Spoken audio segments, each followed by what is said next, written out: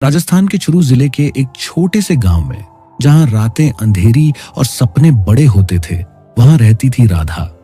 राधा के माँ बाप बहुत अमीर नहीं थे। दिन भर की मेहनत मजदूरी, कभी खेतों में काम, कभी दूसरों के घरों में, पसीने से रोटी कमाते थे, लेकिन चेहरे पर हमेशा सुकून रहता था। गरीबी थी, मगर घर में खुशी की कमी नहीं थी। उनकी 3 बेटियां थीं। राधा सबसे बड़ी, और ये कोई मजबूरी नहीं थी, उनके लिए ये ईश्वर का आशीर्वाद थी। उन्होंने कभी बेटियों को बेटों से कम नहीं समझा। पढ़ाई हो, सम्मान हो, सपने हो, सब बराबर। लेकिन गांव की जुबानें बहुत तेज थीं। कोई कहता, अरे 3 बेटियां हैं, बेटा नहीं है, बुढ़ापा कैसे कटेगा? कोई ताना मारता, बेटा होता तो कमा कर खिलाता, ये बेटियां तो एक दिन पराया धन है। कोई और बोल देता, 3 दहेज देने पड़ेंगे, इतनी गरीबी में कैसे करोगे? राधा के पिता चुप रहते। मां बस हल्की मुस्कान के साथ कहती, भगवान ने बेटियां दी हैं, वही रास्ता भी दिखाएगा। रात को जब घर का दिया बुझने लगता, मां राधा के सिर पर हाथ फेरते हुए कहती, बेटा, लोग क्या कहते हैं, उससे बड़ा यह है कि तू क्या बनना चाहती है। वही शब्द राधा की रगों में बस गए थे। जब मां चली गई तो सिर्फ ममता नहीं गई, उसने अपने पीछे हिम्मत की विरासत छोड़ दी, और वही विरासत एक दिन पूरे गांव को जवाब देने वाली थी। 17 साल की उम्र में उसने वो दर्द झेला जो कोई नहीं झेलना चाहती। उसकी मां, वो ममता की मूरत, जिसकी गोद में राधा ने पहली हंसी सीखी, जिसकी लोरी से नींद आती थी। लेकिन एक रात सीने में तेज दर्द, सांसें रुकने लगी। गांव में डॉक्टर नहीं, अस्पताल दूर, पैसे, बस कुछ सिक्के। ट्रैक्टर पर मां को लेकर निकले, लेकिन रास्ते में ही सांसें थम गई। अस्पताल पहुंचे तो सिर्फ खाली बिस्तर और डॉक्टर का सिर हिलाना। बहुत देर हो गई।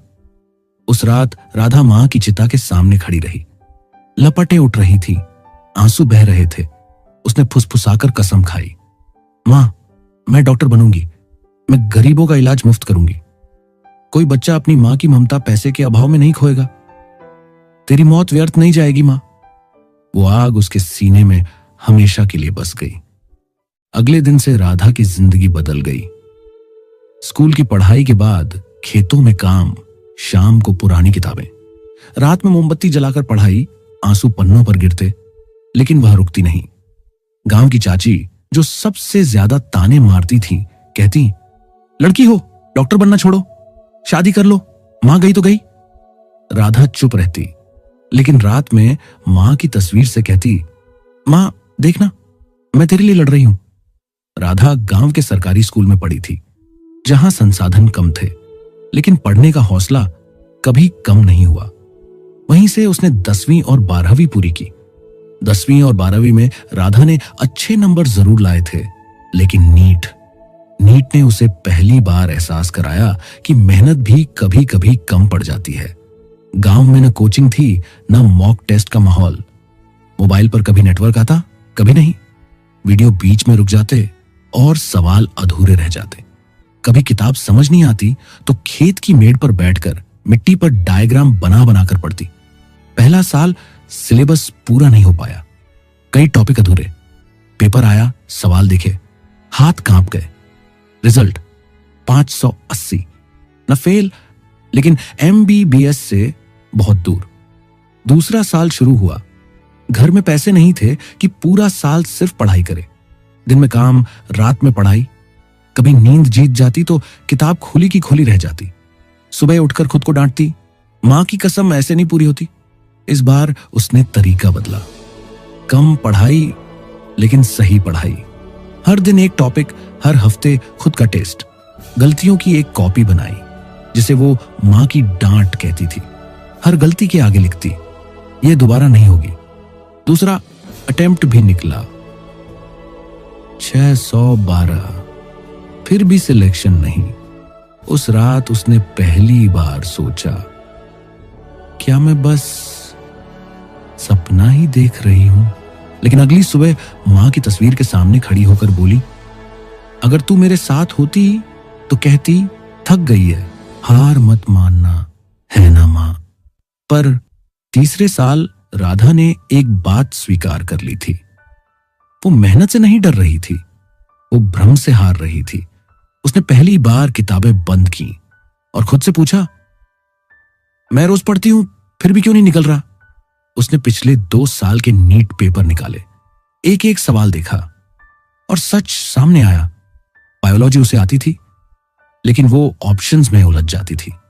फिजिक्स में फॉर्मूला याद थे, पर समय भाग जाता था। केमिस्ट्री में सब कुछ पढ़ने की कोशिश में जरूरी छूट जाता था। यहीं से उसने रणनीति बदली। अब वो सब कुछ नहीं पढ़ती थी, सिर्फ वही पढ़ती थी जो पूछा जाता है। बायोलॉजी NCERT की एक एक लाइन, हर लाइन से सवाल, हर सवाल से शक।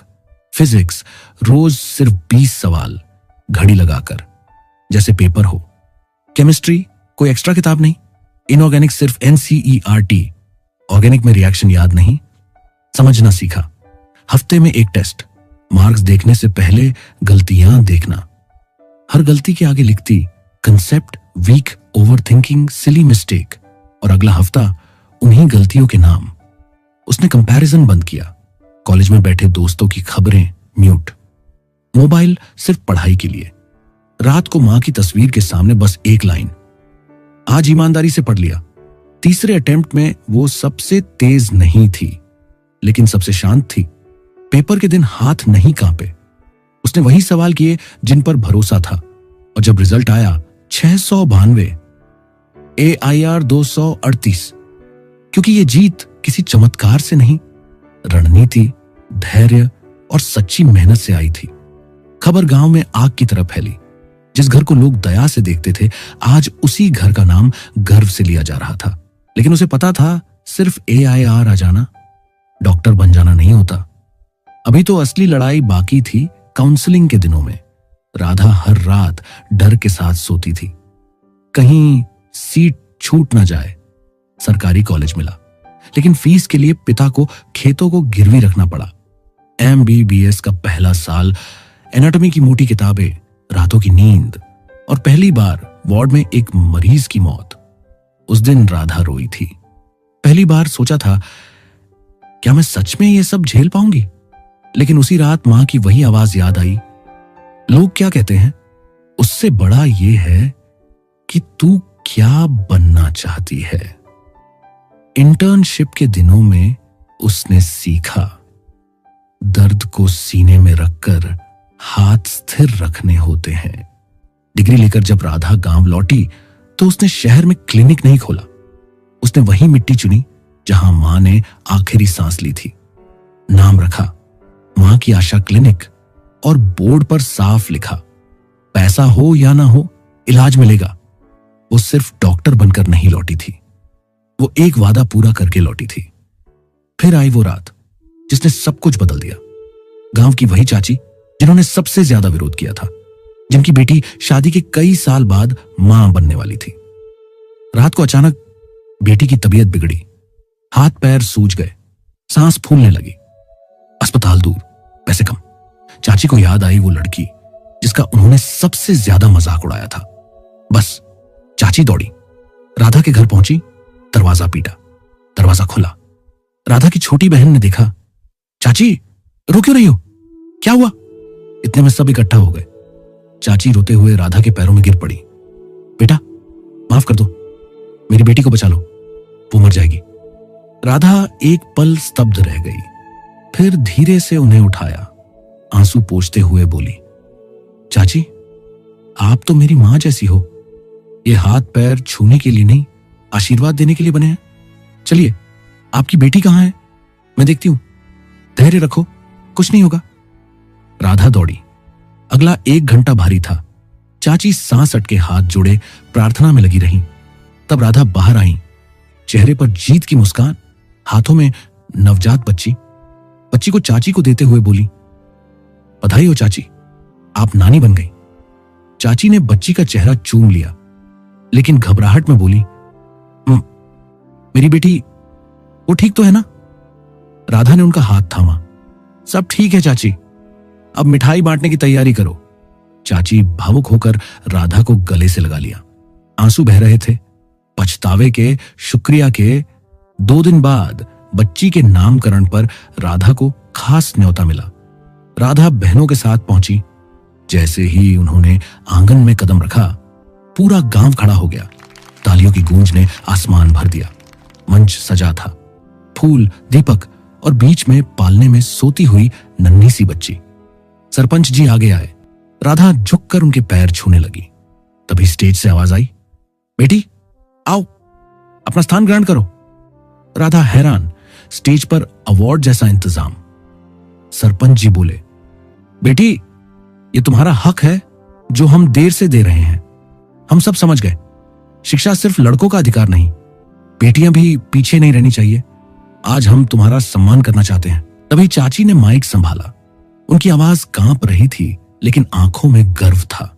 उन्होंने बच्ची को गोद में उठाया और बोली, इस बच्ची का नाम आज हम राधा रख रहे हैं, उस बेटी के नाम पर जिसने हमें सिर्फ इलाज नहीं दिया, इज्जत दी, उम्मीद दी और जीने की वजह दी। पूरा गांव स्तब्ध। राधा की आंखें भर आईं।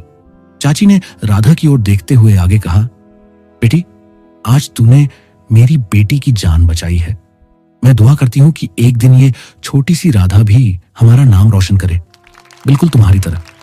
इतना कहते ही चाची ने बच्ची को राधा की गोद में रख दिया। राधा का मन भर आया। उसने बच्ची को सीने से लगाया, जैसे उस पल उसकी मां की आत्मा भी वहीं मुस्कुरा रही हो। पूरा गांव खड़ा होकर तालियां बजा रहा था। वो तालियां सिर्फ एक डॉक्टर के लिए नहीं थी, वो तालियां थीं एक बेटी की कसम के लिए। आज वही गांव जो कहता था बेटियों के मां बाप हो, आज गर्व से कह रहा था, हम उस बेटी के गांव से हैं जिसने सबको गलत साबित कर दिया। राधा ने आसमान की ओर देखा, गहरी सांस ली, शांति की सांस। स्टेज पर चढ़ी। दूर खड़े पिता देख रहे थे। वही प्रिंसिपल जो कभी पैसे के अभाव में परीक्षा देने से रोक चुके थे, आज राधा को सम्मान दे रहे थे। वो हाथ जो कभी विरोध में उठे थे, आज तालियां बजा रहे थे। पिता की आंखें आंसुओं से भर गईं। उन्होंने लंबी सांस ली, आसमान की ओर देखकर बुदबुदाए, देख रही हो भाग्यवान, आज हमारी बेटी ने हमें बेटियों के मां बाप की जगह डॉक्टर के मां बाप बना दिया। हमारी बेटी ने अपनी कसम पूरी कर दी। और फिर वो भी तालियां बजाने लगे। राधा की आंखों में आंसू थे, दर्द के नहीं, पूरे होने के, क्योंकि उसने मां को खोया था, लेकिन मां की कसम ने पूरे गांव को जीत दिलाई। दोस्तों, कभी कभी जिंदगी हमें सबसे ज्यादा दर्द तब देती है जब हम सबसे कमजोर होते हैं, लेकिन वो दर्द ही हमें इतना मजबूत बनाता है कि हम न सिर्फ खुद उठते हैं बल्कि दूसरों को भी उठा लेते हैं। हार मानने से पहले याद रखो, अगर दिल में लग्न हो तो दुनिया खुद झुक जाती है। सपने बड़े हों तो रास्ते खुद बन जाते हैं। और सबसे बड़ी जीत वही होती है जब तुम्हारे विरोधी भी तुम्हारे लिए तालियां बजाए। अगर ये कहानी आपके दिल तक पहुंची हो तो इसे किसी एक ऐसे इंसान तक जरूर पहुंचाइए जिसे आज हिम्मत की जरूरत है।